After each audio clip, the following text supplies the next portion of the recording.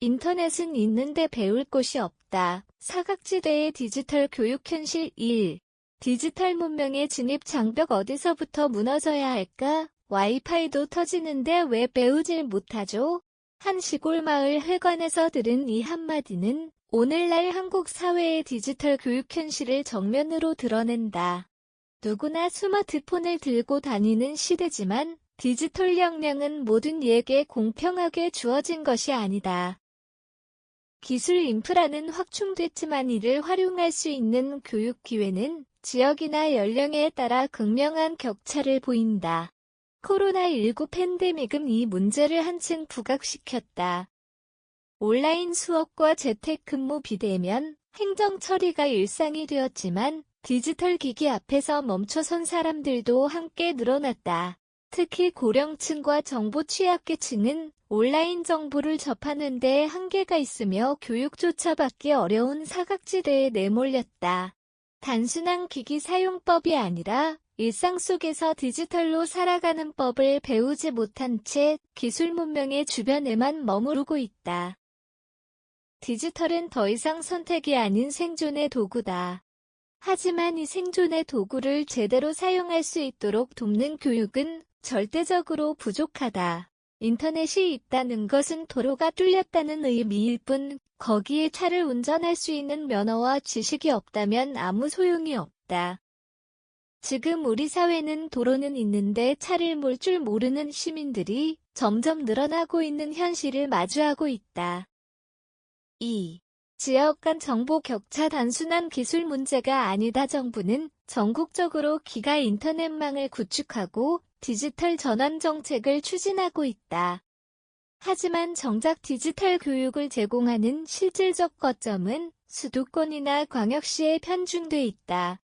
읍면 단위에서 운영되는 정보화 교육장은 많아야 주 1회 그것도 강사가 부족해 수시로 취소되기 일쑤다.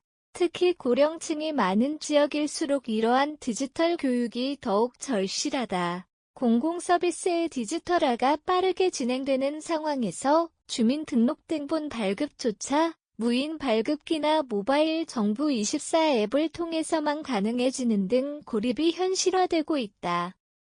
기계를 대할 줄 모른다는 이유로 행정 서비스에서 소외되는 이들은 점점 더 늘고 있다. 한편 청소년 역시 예외는 아니다. 도시의 학생들이 코딩 교육과 스마트 러닝 환경을 통해 미래형 역량을 키우고 있을 때 농어촌 학교의 학생들은 여전히 노후화된 컴퓨터 교실과 느린 인터넷 속도에 의존하고 있다. 이는 단순한 기회 불균형이 아니라 세대 간, 지역 간 디지털 격차라는 구조적 불균형을 의미한다. 지역 간 정보 격차는 단순히 속도의 문제가 아니다. 그것은 미래를 준비할 수 있는 기반의 문제이며 기회 불평등을 고착화하는 교육 인프라의 문제다. 디지털 사회는 모두를 향해야 하며 특정 계층만의 특권이 되어서는 안 된다. 3. 비대면 교육이 품지 못한 사람들. 비대면 교육은 혁신으로 포장되지만 실제로는 또 다른 배제를 양산하고 있다. 줌, 구글 클래스룸, 유튜브 강의 등은 교육의 문턱을 낮췄지만 동시에 새로운 문턱을 만들었다. 바로 디지털 리터러시다. 많은 노년층은 스마트폰 사용에는 익숙해졌지만 앱 설치나 계정 로그인, 수업 자료 다운로드와 같은 기본적인 디지털 활용에는 여전히 어려움을 느낀다. 교육 영상이 유튜브에 올라가 있어도 그것을 검색하고 찾아보는 법을 모르면 무용지물이다. 디지털 격차는 단순히 하드웨어의 소유 유무가 아니라 디지털 콘텐츠를 자기 것으로 만들 수 있는가의 문제다. 뿐만 아니다.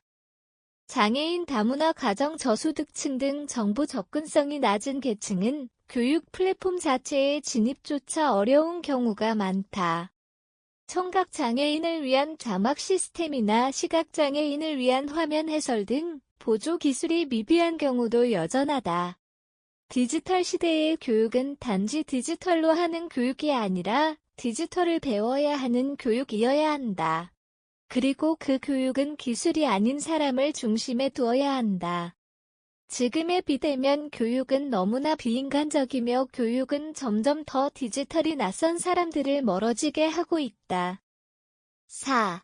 디지털 교육 불균형 구조적 처방이 필요하다. 디지털 교육의 사각지대를 해소하기 위해서는 단기적인 강좌 개설이나 단발성 프로그램이 아니라 지역 맞춤형 교육 생태계 조성이 필요하다. 정부가 추진 중인 디지털 배움 사업은 출발점일 수 있지만 아직은 확산 속도와 실효성에서 아쉬움을 남긴다. 첫째, 디지털 교육은 단순한 기초 교육을 넘어서야 한다. 워드, 엑셀, 스마트폰 사용법을 넘어서 일상생활에서 디지털을 활용하는 다양한 사례 중심의 커리큘럼이 마련되어야 한다. 예를 들어 모바일로 은행 업무를 처리하는 방법, 공공기관 앱을 활용해 민원 서비스를 이용하는 법 등을 실생활 중심으로 가르쳐야 한다. 둘째, 교육 전달 방식에서도 혁신이 필요하다. 시청각 장애인을 위한 보조 기능 강화, 다국어 콘텐츠 제공, 문자 대신 이미지 중심의 가이드 개발 등 다양한 계층의 접근성을 고려한 콘텐츠 설계가 이루어져야 한다. 셋째, 교육을 찾아가는 방식으로 전환해야 한다. 정기적으로 운영되는 마을 단위 순회 교육, 실버 세대를 위한 디지털 멘토링 프로그램, 학교와 지역사회가 연계된 청소년 디지털 교육 등이 제도화되어야 한다. 특히 청년층이 고령층에게 디지털을 가르치는 세대 연계형 교육 모델은 양측의 인식 개선과 세대 간 소통에도 긍정적인 영향을 줄 수 있다. 누구를 위한 디지털 사회인가? 디지털은 중립적이다. 하지만 그 디지털을 활용할 수 있는 능력은 누구에게나 공평하지 않다. 우리가 지금 만들고 있는 디지털 사회는 과연 누구를 위한 것일까?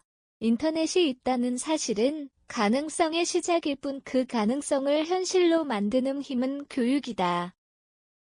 그리고 지금 이 순간에도 수많은 사람들은 그 가능성 앞에서 멈춰서 있다. 디지털 시대를 진정한 모두의 시대로 만들기 위해서는 단순한 기술의 진보를 넘어 인간 중심의 교육과 정책이 필요하다.